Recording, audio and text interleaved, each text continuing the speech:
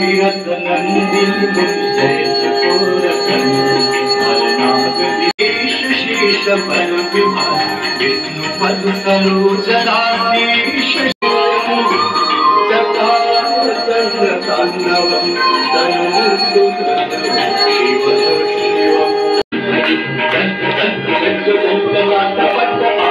किशोर चंद्रशेखर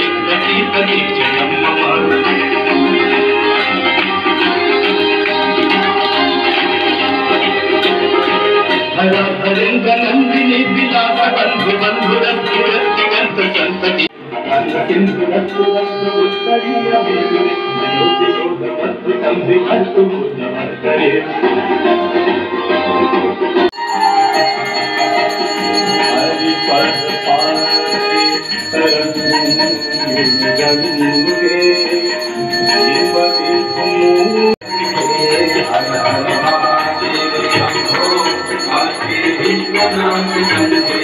हर हर महादेव शंभो काशी विश्वनाथ जंगे हर हर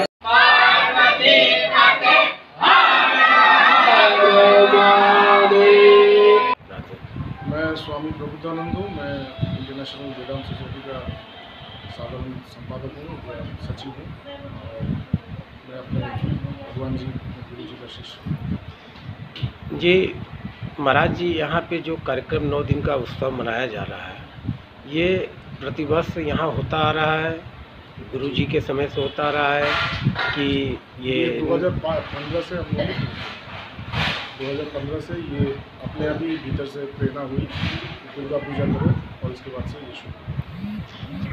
यहाँ पे गुरु जी आने के बाद ऐसा महसूस हो रहा है जैसे यहाँ एक बहुत बड़ी ऊर्जा कोई सक्रिय है जो मन को बड़ा शांति प्रदान कर रही है। तो क्या ये माना जाए कि नवरात्र के वजह से साधना क्षेत्र की क्या है यहाँ विशेषता है? माँ काली देख रहे ना, ये एकदम जागृत है।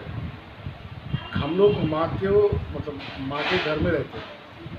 हमारी माँ जो है वो हमारी अपनी माँ जैसी, मतलब ये चलती हैं, फिरती हैं, बात करती हैं और ये जो पूरा आश्रम है, इस आश्रम का संचालन भी वही करती है। जैसे कुछ देर पहले जया जी ने कहा, इस बार हम लोगों ने सोचा था कि हम लोग एकदम छोटे से करेंगे क्योंकि हमारे पास अर्थ का थोड़ा अभाव था, लेकिन कैसे कैसे करके सब कुछ अपने आप हो गया। मतलब कहाँ से पैसा आया, किस प्रकार से ये जो कलकत्ता से यहाँ पे आना, ये मूर्ति इतना बड़ा मूर्ति आप सोच ही सकते हैं किस प्रकार से आना।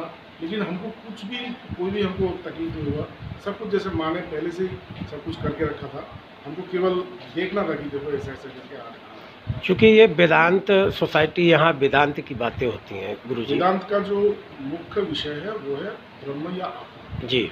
लेकिन उस ब्रह्म या आत्मा को प्राप्त करने के लिए एक शक्ति की भी आवश्यकता होती है, क्योंकि ब्रह्म जो है वो तो वो नहीं है, वो तो प्रसिद्ध नहीं है। जैसे आप देख नहीं सकते, आप उसकी चिंतन नहीं कर सकते, आप उसकी धारणा नहीं कर सकते, वो अतीन्द्रिय है। तो उस अतीन्द्रिय तत्व को जानने के लिए आपको आपके मन को अतीन्द्रिय राज्य तक ले जाना होगा। लेकिन जिसे माया कहते हैं वो हमेशा हमें पकड़ के रखता है, जकड़ के रखता है अपने पास, तो हमें उस माया के क्षेत्र से बाहर निकलने ही नहीं देता। तो ये जो मातृशक्ति है, ये मातृशक्ति इस शक्ति से शक्तिवान होकर के ही साधक या ऋषि या जो भी कहे, वो सभी लोग इसी मातृशक्ति से शक्तिवान होकर के ही अपने मन के ऊपर विजय प्राप्त करके मन का जो सीमा है उसको लांघ करके वो उस परम तत्व तक पहुँचे। यहाँ पे एक बात मैं कहना चाहता हूँ, जया जी जब वो हमें बोल रही थी तब मुझे एक बात का याद आया। हमारा जो ये जो दुर्गा सप्तशती है, उस दुर्गा सप्तशती में एक जगह पे एक प्रसंग आता है कि एक बार देवता लोग असुरों का जो भयावह जो अत्याचार है, उस अत्याचार से वो लोग ब्रह्मा, विष्णु और महेश, इन 3 लोगों के पास जाकर के शरणापन्न हुए कि हम लोगों को बचाइए। तो ये जो ब्रह्मा, विष्णु और महेश, इन तीनों लोगों से जो ऊर्जा उत्पन्न हुआ, उससे ये माता उत्पन्न हुई। तो ये जो माता है, ये माता भी जैसे स्त्री और पुरुष के बारे में कह रहे थे, स्त्री और पुरुष भी एक ही है, एक ही तत्व है, एक ही जगह से आए हैं, उनका उद्गम स्थल भी एक ही है। देखने में 2 हो सकता है लेकिन एक ही है। और मतलब ये जो बुरे शक्ति या जो नकारात्मक ऊर्जा, ये बुरे शक्ति से विजय प्राप्त करने के लिए ये जो मातृशक्ति है इसकी आवश्यकता होती है। इस चैत्र के नवरात्र में आप क्या कहना चाहते हैं काशी के उन लोगों से जो ईश्वर तत्व को कहीं कहीं झुठला देते हैं या नकारात्मक ईश्वर तत्व, तत्व को उससे आप क्या झुठला कहना चाहते हैं कि किस तरीके से वो अध्यात्म की ओर उनकी उन्नति हो, आत्मोन्नति हो? देखिए, मैं वेदांत की तरफ से हूँ, मैं वेदांत अद्वैत वेदांत की तरफ से, हम लोग मूर्ति नहीं मानते थे। मैं मंदिर में जाता था केवल इसलिए जाता था क्योंकि वो हमारे सनातन धर्म का अंग है। लेकिन उस जो मूर्ति में जो वो जो वहाँ पे जो विग्रह है, उस विग्रह में मेरा कोई आस्था नहीं था। केवल लोगों का आस्था देख करके मैं केवल प्रणाम करता था, अपने गुरु को प्रणाम करता था। मैं वृंदावन जाता था, वहाँ पे भी जो मंदिर था वहाँ पे मैं अपने गुरु को प्रणाम करता था। किसी माता के मंदिर में जाता था, वहाँ पर भी मेरे गुरु को प्रणाम करता था। लेकिन ये जो भीतर मेरे गुरु जी ने मुझे सिखाया, भीतर से प्रेरणा दिया कि तुम ये पूजा शुरू करो, ये प्रेरणा भीतर से आया। और तभी मुझे ये जो सगुण साकार सगुन, इसमें भी सच्चाई दिखने लगा, यह अनुभव हुआ। तो मैं काशी के और दुनिया के सभी लोगों से यही कहना चाहता हूँ कि ईश्वर सत्य है। ठाकुर रामकृष्ण ने कहा है कि जीवन का उद्देश्य है ईश्वर लाभ करना, ये आपके जीवन का उद्देश्य है। आप कुछ भी कर सकते हैं, लेकिन अगर आपने ईश्वर को लाभ नहीं किया तो आपका जीवन कभी भी सफल नहीं हो सकता। आपको पुनः यहाँ पे आना होगा और फिर वही वन से शुरू करना होगा। तो जीवन का जो उद्देश्य है या जीवन को जो पूर्ण करता है वो ईश्वर करता है। ईश्वर सत्य है, ईश्वर है। अगर आप बुलाएंगे ईश्वर को अपने मन के द्वारा तो ही वो प्रकाशित होते हैं। जैसे गीता में कहे ना कि यदा यदा ही धर्मस्य ग्लानिर्भवति भारत, जब जब आपके अंदर भगवान के प्रति, भगवान को श्रद्धा या भगवान के प्रति विश्वास करके अब जब जब भगवान को आप पुकारेंगे, भगवान आपके सामने उपस्थित होंगे।